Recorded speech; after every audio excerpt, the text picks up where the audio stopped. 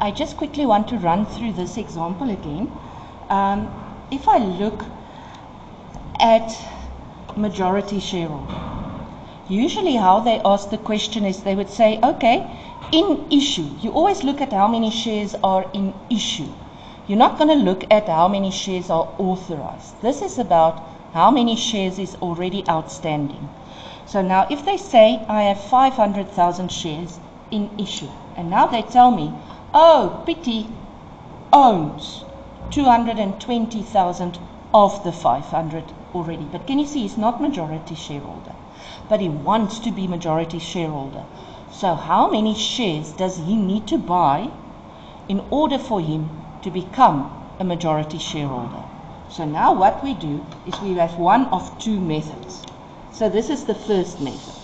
So the first method, we work with the point of view that he needs 51% of the shares.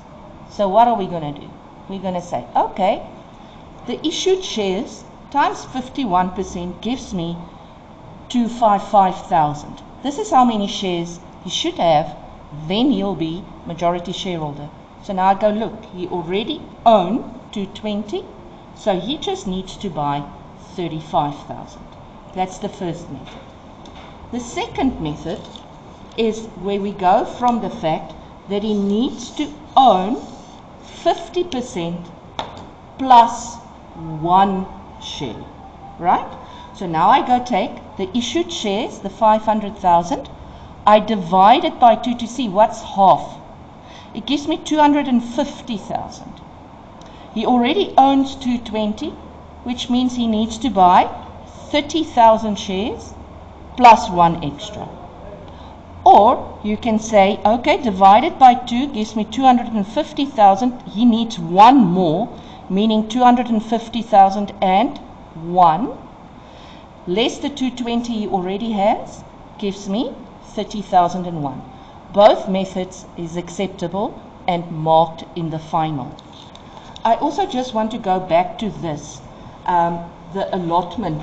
So basically what I was teaching you, remember the 50% and then on that amount plus 1.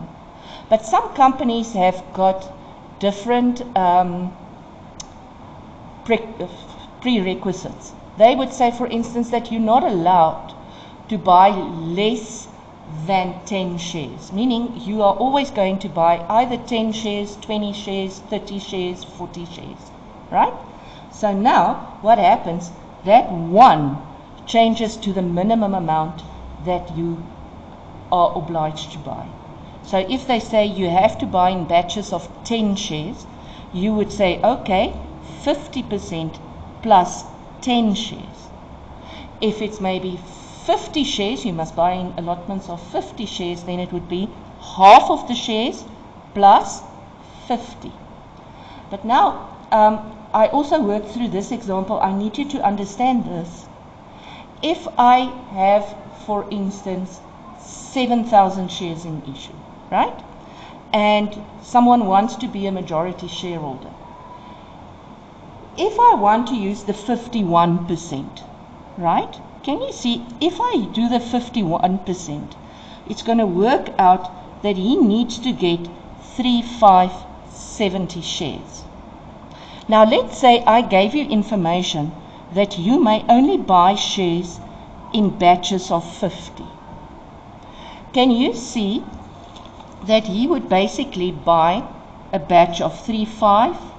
You can buy 3,550, 3,600, 3,650. He would not be allowed to have 3,570. Okay? So in other words, he needs to go more than that.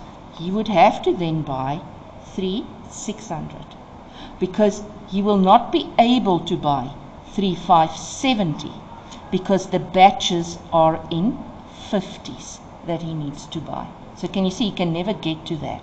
So even though he actually only needs 20 shares to become majority shareholder, he would have to go and buy 3,600 shares, in other words 50 shares extra, than just so it's actually 30 shares more than what he actually needs to become the majority shareholder because of the options that he can only use buy in 50s.